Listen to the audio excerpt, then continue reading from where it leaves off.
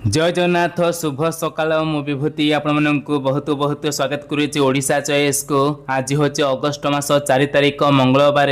चलतु सकाळ प्रथम खबर उपर नजर पकईबा पूर्व समस्त को सबुदिन पर रिक्वेस्ट वीडियो को शेष पर्यंत देखा सहित समस्ते वीडियो को लाइक और चैनल को सब्सक्राइब कर पाखे आसुवा ऑल बेल आइकन को दबाइवाई भूलें ना। यह सहित आपणकर केउं जिला निश्चय भाव कमेंट करें। परवर्ती खबर बन्या क्षतिग्रस्त को मोहन मेगा पैकेज मिलिब फसल तेबे घर भंगा टंका प्राणी सेपरि प्राणी धन क्षति सहायता मिलिब। चलित बन्या परिस्थिति रे प्रभावित प्रत्येक परिवार पाखे राज्य सरकार सुदृढ़ सहित छिड़ा होइछन्ति। बन्या मुकाबला उद्धार रिलीफ और पुनर्वास कार्य को सर्वोच्च प्राथमिकता दे युद्धकालीन भितर कार्य जारी रही। तेबे मुख्यमंत्री मोहन माझी निजे आकाशमार्गରୁ बन्यांचल अनुधान करिबा परे मंत्री माननकु विभिन्न जिलार रिलीफ और उद्धार कार्य तदारख करिबा पई दायित्व देथिबा जणा पड़ी अछि। परवर्ती खबर पुणी केन्द्रापड़ारे कुंभीर आतंक महिला को टाणी नेला कुंभीर। तेबे पट्टामुंडाई ब्लॉकर तेबे दामोदर पाटणा गाँव में घटी अभावन घटना। शौच होगापी जाइथिबा बेले कुंभीर आक्रमण रे शिकार होइछन्ति जणे महिला को उद्धार पर उद्यम जारी रखी अग्निशम बाहिनी बोली जना पड़ी। परवर्ती खबर ओडिशा रे प्रधानमंत्री फसल बीमा योजनार नाम पंजीकरण अवधि वृद्धि पाइला।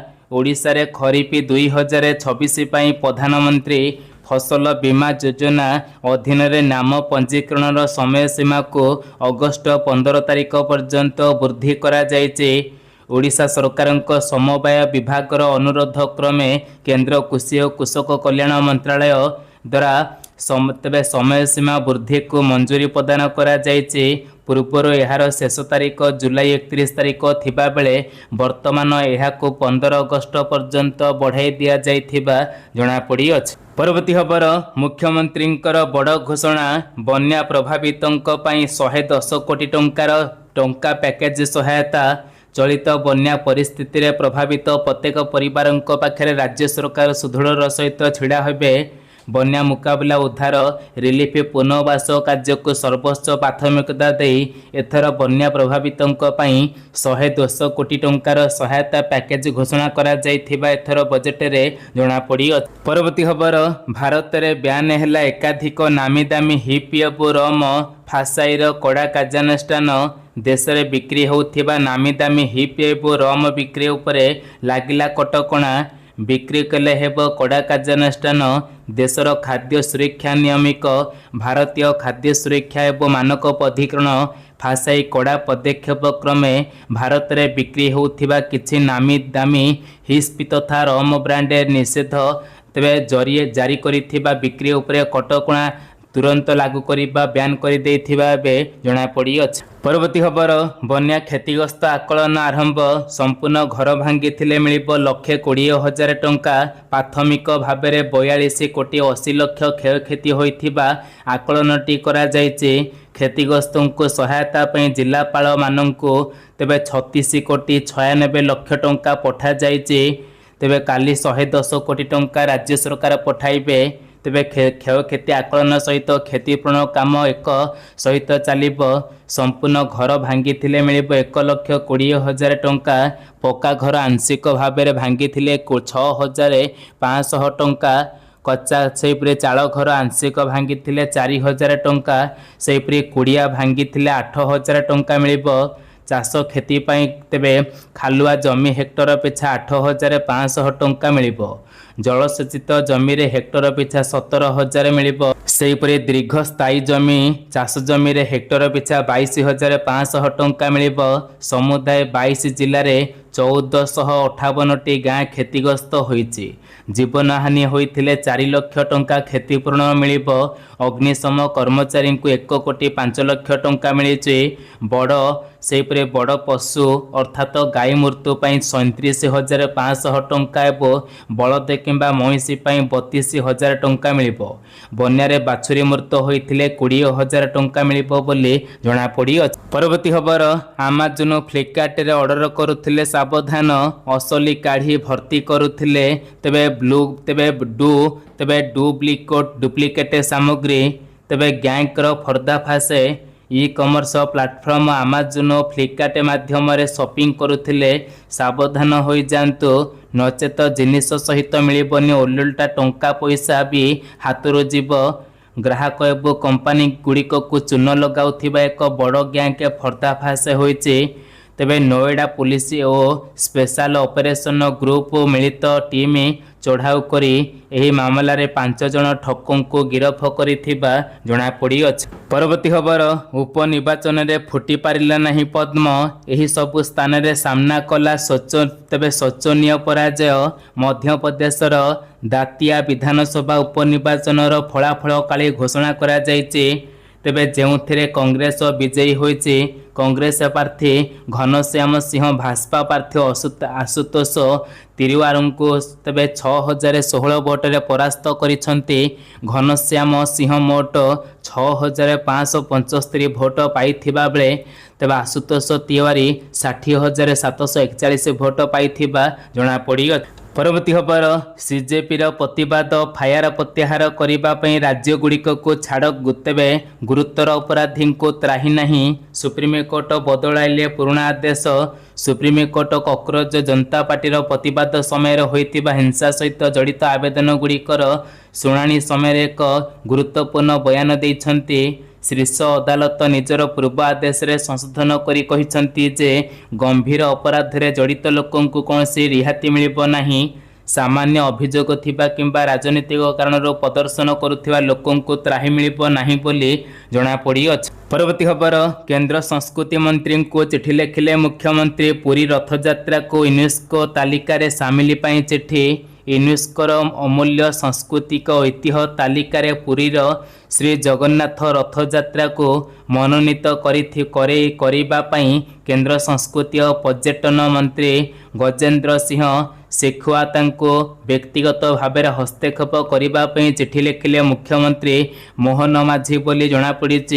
तेबे यूनेस्कोर ऐतिह्य तालिकार तेबे लिपिबद्ध करने श्री जगन्नाथ मंदिर प्रशासन देइथिबा प्रस्ताव प्रति दृष्टि आकर्षण करने चिठी रे लिखिछंती मुख्यमंत्री बोली जनापड़ी। परवर्ती खबर आसंता 8 तारिख जाए प्रबल वर्षा। उपर मुंडे भी प्रबल वर्षा हेब।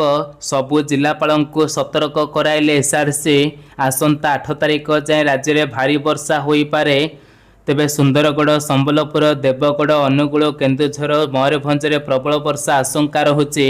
उत्तर ओडिशा अभ्यंतरीण ओडिशा और दक्षिण ओडिशार विक्षिप्त स्थान में वर्षा हो पारे बोली पाणीपाग विभाग आकलन करिछि।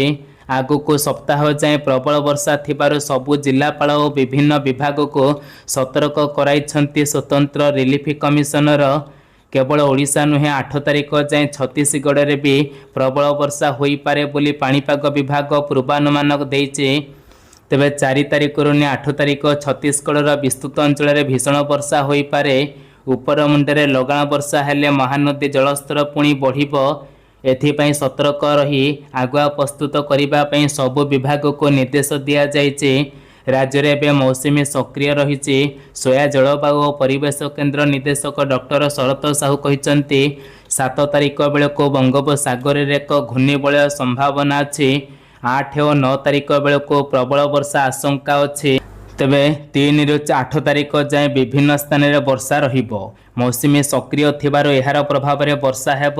मंगलवार सुंदरगढ़ केन्दुझर मयूरभंज कंधमाल नवरंगपुर रायगड़ा और कोरापुट में प्रबल वर्षा हो पारे। आज मंगलवार सेपरी 5 तारिख 8 तारिख जाए उत्तर और दक्षिण ओडिशार विभिन्न स्थान में भारी वर्षा आशंका रही। परवर्ती खबर ओडिशा कृषि और वैषयिक विश्वविद्यालय छात्र छात्री मासिक भत्ता घोषणा कले सरकार। राज्यर कृषि और शिक्षा और गवेषणा को आगू नेबापी ओडिशा कृषि और वैषयिक विश्वविद्यालय पीजी और पीएचडी छात्र छात्री मासिक भत्ता तेबे स्टाइपेंड घोषणा करा जायछि। पीजी छात्र छात्री को 2 वर्ष कृषि आनुषंगिक कोर्स पर मासक 10,000 टंका मिलिब सेपरी पीएचडी गवेषकों को 3 वर्ष पर्यंत मासक 15,000 मिलिब।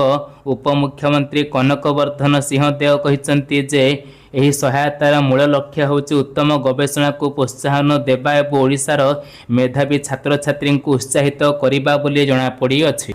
परवर्ती खबर मात्र 600 टंका जमा करी मिलिब 1,10,000 टंका। यही स्कीम रे मिलुची 8% सुध लाभ। प्रत्येक पितामाता चाहती जे तांकर झील भविष्य सुरक्षित हो एवं शिक्षा किंबा विवाह खर्च भली बड़ खर्च पर टंका विषय रे चिंता करने न पड़ो। यही आवश्यकता को ध्यान में रखी केंद्र एवं राज्य सरकार एवं अनेक बैंक झील मानक पई स्वतंत्र संचय योजना प्रदान करिसंती। सेपरी देशर सर्वबृहत सरकारी बैंक भारतीय स्टेट बैंक द्वारा आरंभ करा जाइथिबा एसबीआई रो घर लक्षपति योजना मध्य व्यापक दृष्टि आकर्षण करिछि। एही योजना रे नियमित निवेश समय सहित एक यथेष्ट कॉर्पोरेट्स गठन करिबारे सहाय्य करिबो।